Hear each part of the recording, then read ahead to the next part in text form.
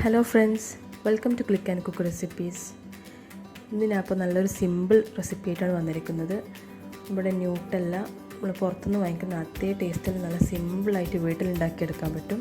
ഇത് വളരെ കുറച്ച് ഇൻഗ്രീഡിയൻസ് ഇതിന് ആവശ്യമുള്ളൂ, പെട്ടെന്ന് തന്നെ ഉണ്ടാക്കിയെടുക്കാനും പറ്റും. അപ്പോൾ നമുക്കിതിൻ്റെ ഇൻഗ്രീഡിയൻസ് എന്തൊക്കെയാണെന്ന് നോക്കാം. ഇവിടെ ഞാൻ ബദാം യൂസ് ചെയ്തിട്ടാണ് ഈ ന്യൂട്ടെല്ല ഉണ്ടാക്കിയിരിക്കുന്നത്. അപ്പോൾ ഇവിടെ ഒരു 1 കപ്പ് ബദാം യൂസ് ചെയ്തിട്ടുണ്ട്. കുറച്ചൊന്ന് ഡ്രൈ റോസ്റ്റ് ചെയ്തെടുത്ത ബദാംസാണ്. പിന്നെ ഒരു 1/4 കപ്പ് കൊക്കോ പൗഡർ ആഡ് ചെയ്യണം. പിന്നെ ഒരു 1/2 കപ്പ് പൊടിച്ച പഞ്ചസാര. പിന്നെ ഒരു 5-6 table spoon melted butter.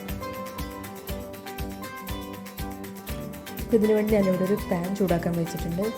Law ഫ്ലെയിമിൽ ചൂടായിട്ട് വരുമ്പോൾ നമുക്ക് 1 കപ്പ് ബദാം ആഡ് ചെയ്ത് കൊടുക്കാം.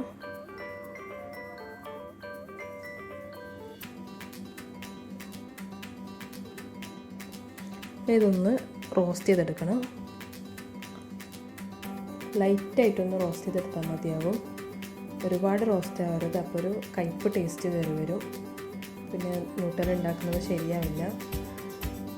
അപ്പോൾ ഏകദേശം ഒരു ലൈറ്റ് ബ്രൗൺ കളറായിട്ട് വന്നിട്ടുണ്ട്. നമുക്ക് ഫ്ലെയിം ഓഫ് ചെയ്ത് ഇതൊരു പാത്രത്തിലേക്ക് മാറ്റി ഒന്ന് തണുക്കാൻ വെക്കാം.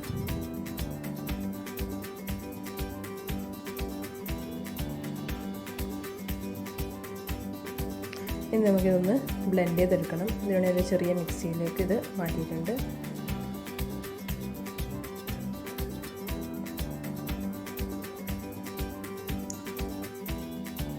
ഇപ്പോൾ ഇതൊന്ന് ബ്ലെൻഡായി വന്നിട്ടുണ്ട്. നമുക്കൊന്ന് മൊത്തത്തിലൊന്ന് മിക്സ് ചെയ്ത് കൊടുത്തിട്ട് ഒന്നുകൂടി ഒന്ന് ബ്ലെൻഡ് ചെയ്തെടുക്കണം.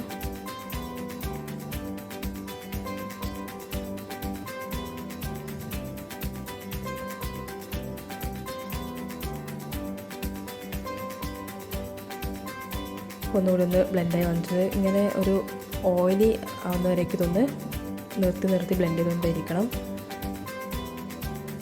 ഒരു സ്റ്റിക്കി ആയതുപോലെ തോന്നും. ഒരു 1-2 മിനിറ്റ് എടുക്കും ഞാനൊന്ന് പ്രോസസ്സ് ചെയ്ത് കിട്ടാൻ. നമുക്ക് ഇതിലേക്ക് ഒരു 1/4 കപ്പ് കൊക്കോ പൗഡർ ആഡ് ചെയ്ത് കൊടുക്കാം.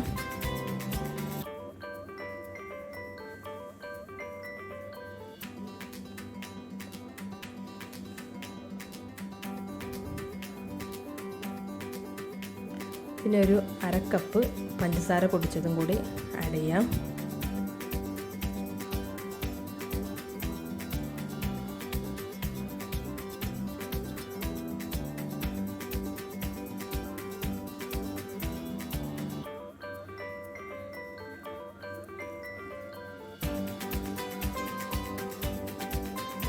ഇനി നമുക്കൊന്ന് മിക്സ് ചെയ്തെടുക്കാം.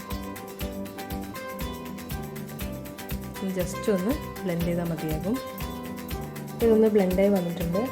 കുറച്ചൊരു കട്ട പിടിച്ച പോലെ ഉണ്ടാവും അപ്പോൾ നമുക്കിതിലേക്കൊരു 5-6 table spoon melted butter add ചെയ്യണം. ഒരുമിച്ച് ആഡ് ചെയ്യാൻ പാടില്ല, കുറച്ചായിട്ട് ആഡ് ചെയ്തെടുക്കാം. അപ്പോൾ ആദ്യം തന്നെ ഒരു 2 table spoon melted butter add ചെയ്ത് കൊടുത്തിട്ട് ഒന്നുകൂടി ഒന്ന് ബ്ലെൻഡ് ചെയ്തെടുക്കാം.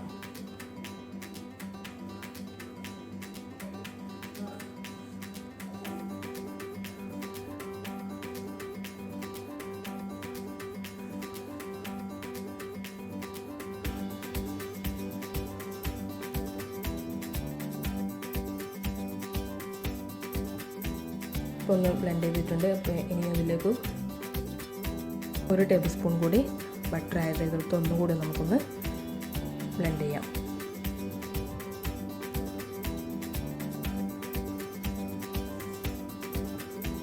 കുറച്ചും കൂടി ഒന്ന് സ്മൂത്തായിട്ട് വന്നിട്ടുണ്ട്. അപ്പോൾ ഇതൊരു 2-3 ടേബിൾ സ്പൂൺ മെൽറ്റഡ് ബട്ടറും കൂടി ആഡ് ചെയ്ത് കുറച്ച് നേരം കൂടി നമുക്കിതൊന്ന് പ്രോസസ്സ് ചെയ്തെടുക്കാം.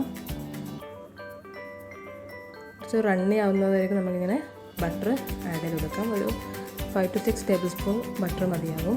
ഞാനിവിടെ ഒരു 5 ടേബിൾ സ്പൂൺ മെൽറ്റഡ് ബട്ടറാണ് യൂസ് ചെയ്തിരിക്കുന്നത്.